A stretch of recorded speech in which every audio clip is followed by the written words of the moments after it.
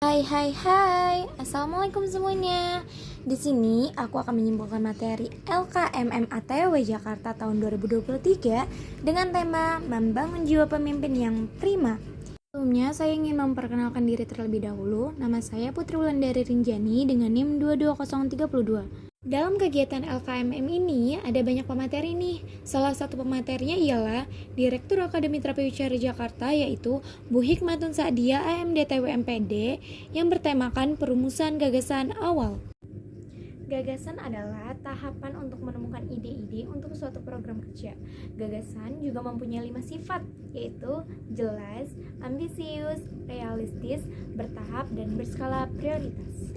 Jelas diartikan saat gagasan yang diucapkan, idenya dapat dimengerti oleh semua orang. Kedua, ambisius.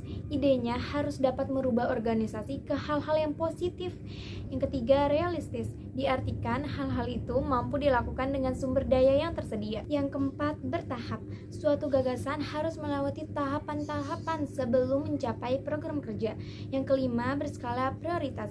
Dimulai dari langkah terkecil, harus menentukan rencana apa nih yang harus diprioritaskan. Nah, selanjutnya ada keuntungan dalam gagasan awal. Yang pertama, menyediakan visi dan tujuan. Suatu target tersebut harus membantu seluruh tim untuk mencapai tujuan. Yang kedua, menghindari kesalahan yang mahal. Jadi, gagasan awal membantu dalam perencanaan yang lebih matang. Contohnya kayak waktu dan sumber daya. Yang ketiga, memudahkan pengukuran keberhasilan. Kita dapat mengukur nih target-target untuk tujuan gagasan dengan lebih mudah. Terus yang keempat, kolaborasi yang lebih baik. Setiap anggota berhak atau dapat memberikan ide-idenya. Yang kelima, memotivasi dan mendorong kerjasama. Hal ini memudahkan kerjasama karena memiliki pandangan untuk tujuan yang sama. Yang keenam, meningkatkan kreativitas. Hal ini dapat memunculkan inovatif dan kreatif pada pemikiran setiap anggota. Yang ketujuh, mengidentifikasi masalah atau peluang. Hal ini dapat memunculkan pemikiran bagi para anggota saat melakukan sebuah rencana. Apakah rencana tersebut dapat memberikan sebuah masalah atau peluang bagi para anggota. Yang kedelapan, kerja yang lebih produktif. Membantu tim untuk fokus terhadap tujuannya. Yang kesembilan, mengarahkan sumber daya. Langkah awal untuk gagasan awal. Yang pertama, kita harus mempelajari tujuannya terlebih dahulu. Lalu setelahnya kita dapat mengidentifikasi masalah. Nah, selanjutnya setiap anggota diperbolehkan memberikan ide-ide. Lalu, ide-ide tersebut di-screening untuk tahap pemilihan ide-ide mana yang paling tepat. Selanjutnya ada teknik dan alat bantu. Yang pertama, analisis SWOT.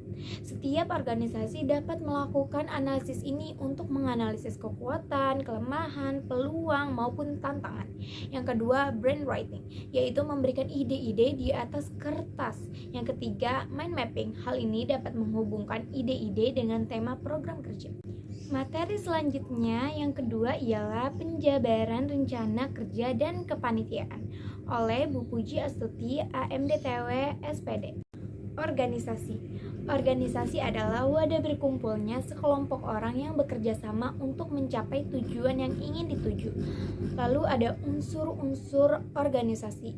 Yang pertama ada visi, ialah impian organisasi untuk masa yang akan datang. Yang kedua ada misi, adalah suatu arah yang ingin dicapai suatu organisasi. Membangun kepanitiaan yang kokoh, niat yang baik, ikhlas dan jujur, terbuka, siap menerima, dan juga saling menghargai. Sekarang kita akan masuk materi ketiga, yaitu administrasi kesekretariatan dan keuangan oleh Bapak Denny Alamsyah SE MPD. Administrasi adalah usaha dan kegiatan yang meliputi penetapan tujuan serta penetapan cara-cara penyelenggara organisasi. Apakah kelompok yang berisikan 2 orang sudah dapat dikatakan suatu organisasi? Jawabannya adalah sudah, karena 2 orang tersebut saling bertukar pikiran, menyampaikan ide-ide, dan juga merumuskan gagasan ataupun ide mana yang akan dilakukan untuk program kerja bersama. Standar dalam manajemen yaitu planning, organizing, actuating, dan juga controlling. Materi selanjutnya ialah pengembangan program kerja oleh Bu Nining Lestari AMDTW SPD MKM. Teknik penyusunan usulan kegiatan. Yang pertama, menginduk pada kepentingan lembaga yang menaungi. Lalu yang kedua, memperhatikan visi misi organisasi. Yang ketiga, melihat tren dan tantangan ke depan. Yang keempat, memperhatikan kebutuhan. Aspek yang mempengaruhi dalam merumuskan usulan kegiatan. Yang pertama, kondisi lingkungan organisasi. Lalu kepekaan diri, wawasan diri, visi misi, dan juga analisis SWOT. Penyempurnaan dalam usulan. Yang pertama jadwal, yang kedua sasaran, yang ketiga strategi. Lalu, bagaimana cara kita mengantisipasi masalah atau peluang yang akan datang? Cara mengantisipasinya ialah memperkirakan semua kemungkinan sejak perencanaan awal, lalu diadakannya evaluasi atau rapat koordinasi, dan juga membuat jalan alternatif agar kegiatan tetap bisa berjalan.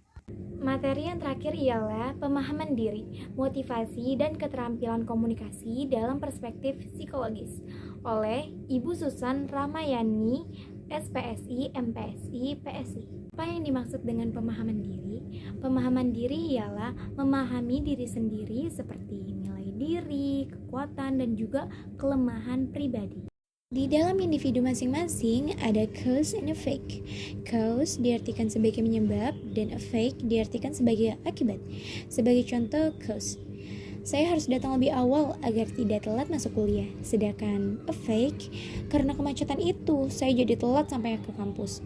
Nah, kalau kamu yang mana nih? Selanjutnya ada alat dan teknik untuk meningkatkan pemahaman diri, yaitu yang pertama ada journaling, seperti menulis diary. Kita bisa tahu nih perubahan pribadi kita yang dulu dengan yang sekarang. Lalu ada listen to listen, atau merefleksikan diri dari hal-hal yang mengganggu kita, atau bisa kita katakan istirahat dari dunia sosial media atau lainnya. Lalu ada discovery tools, seperti melakukan personality test terhadap diri sendiri. Selanjutnya ada try new things, melakukan hal-hal yang baru yang kita rasa tuh benar-benar men-challenging diri kita loh, seperti mencoba sepatu roda, menjahit, atau bisa juga berkuda, yang membuat diri kita menemukan hobi baru. Akhir ada analyzing my belonging, atau menganalisis diri kita, seperti kita tuh merasa percaya diri saat memakai baju warna apa sih, atau bisa juga saat merapikan botol-botol parfum yang berantakan. Kita bisa tahu nih pribadi kita tuh sukanya yang smell seperti apa ya.